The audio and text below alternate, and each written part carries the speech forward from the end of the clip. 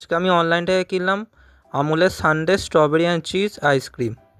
Sunday আইসক্রিমটা এখন সব কোম্পানিই বানায়, এখন আমুলেরটা কিনলাম। এর আগে আমুলের চকলেটটাও খেয়েছি সানডে আইসক্রিম, আর খাট্টা মিঠা একটা সেটাও খেয়েছি।